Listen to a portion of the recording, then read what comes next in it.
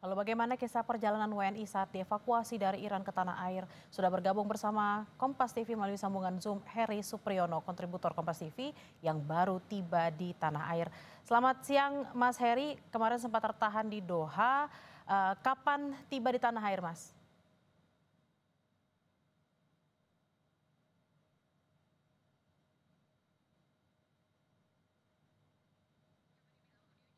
Mohon maaf Mas Heri, tampaknya audionya masih ke-mute, boleh dinyalakan terlebih dahulu Mas? Ya, selamat Ya, siang, oke. Mbak. Ya, selamat siang Mas Heri, silakan Mas.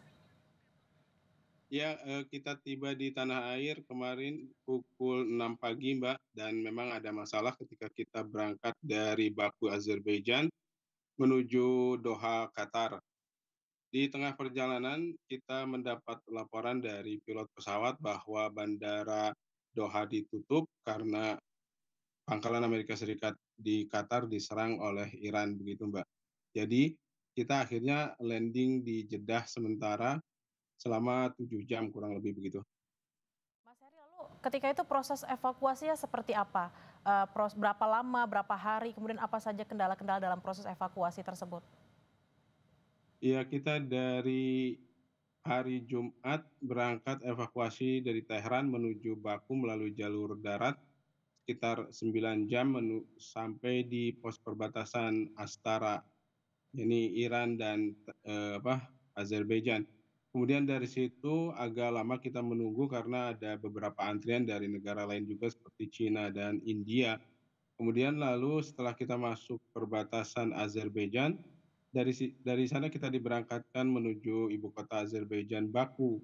Di sana kita menginap sekitar 2 malam lalu mendapat tiket ke Doha begitu. Mas Heri, kami mendapatkan informasi kalau Mas Heri bersama keluarga sudah 12 tahun tinggal di Iran. Apa yang akhirnya membuat Mas Heri dan keluarga memilih untuk melakukan evakuasi untuk kembali ke tanah air? Sebenarnya masalah kita itu pada ini sih Mbak, apa namanya, istri dan anak ya, karena mereka mungkin agak terganggu ya mendengar suara ledakan-ledakan walaupun itu memang tidak sampai menghantam daerah sekitar kita atau bahkan mungkin sudah diintercept terlebih dahulu. Namun suara-suara itu terkadang sangat dekat gitu sehingga mereka, istri dan anak saya merasa terganggu dan akhirnya kita memutuskan untuk evakuasi. Mas Heri, selama 12 tahun tinggal di Iran tersebut, apakah situasi ini juga pernah terjadi sebelumnya, Mas Heri? Tidak pernah terjadi sebelumnya, Mbak, dan ini baru pertama kali kita mengalami hal ini. Memang dulu sempat ada rencana evakuasi dan kontingensi dari KBRI Tehran, namun kemudian tidak jadi dilakukan dan status dari siaga 2 kemudian berubah menjadi 3 begitu, dan ini memang awal kali kita merasakan dan mengalami siaga 1 dan harus evakuasi begitu. Hingga saat ini apakah ada mungkin kenalan atau kerabat Mas Heri di sana yang memilih untuk tetap bertahan di Iran, Mas? Iya, ada. Eee, Kalau boleh tahu apakah mereka sempat mengatakan alasannya kenapa memilih untuk bertahan, tidak juga ikut evakuasi seperti yang dilakukan Mas Heri dan keluarga? Iya. Dari jumlah 386 WNI di Iran, sekitar 96 orang atau 97 orang sudah dievakuasi, sisanya 289. Dari beberapa teman yang saya tanya, mereka mengatakan bahwa situasi sampai sekarang masih cukup aman, terutama karena mereka tidak tinggal di Tehran, mereka tinggal di kota-kota lain yang intensitas serangan tidak terlalu masif gitu, berbeda dengan di Tehran, itu pertama. Kedua, mereka mengatakan bahwa ketika serangan terjadi pun yang terkena target atau yang sasaran itu tidak terlalu banyak, satu dua begitu, Mbak. Mhm.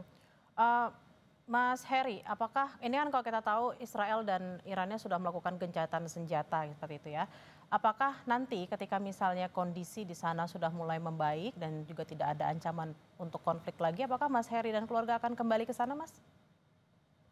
Iya, sehari lalu kami dikontak dari perusahaan mengatakan bahwa jika kondisi pulih, diharapkan kami bisa segera untuk kembali ke sana, gitu. Oke, Mas Heri, untuk di tempat Mas Heri tinggal, di wilayah Mas Heri tinggal, sebenarnya selain tadi ada sirine, ada nggak sih mungkin bekas-bekas dari konflik itu, apakah memang ada ledakan misalnya atau seperti apa, Mas? Iya, ledakan hampir terdengar setiap malam, Mbak, pukul 10 hingga dini hari begitu. Kadang sehari sekali atau 2 hari sekali, atau kadang tiap malam begitu ledakan itu terjadi. Dan, kenapa saya bilang itu ledakan lebih banyak berasal dari rudal-rudal atau drone Israel yang diintercept Iran, karena kita ketika jalan keluar tidak menyaksikan ada bekas-bekas, eee, rudal jatuh atau drone begitu. Hanya beberapa tempat saja yang memang, eee, kita menyaksikan sendiri seperti di kantor media nasional Iran, kita menyaksikan sendiri kalau itu memang bekasnya ada, terus depot minyak di dekat kita, kira-kira mungkin beberapa 10 kilometer mungkin atau itu memang kita lihat. Tapi, dengan banyaknya suara-suara ledakan tersebut, ketika kita keluar kita tidak, menyaksikan sebegitu banyaknya begitu, Mbak.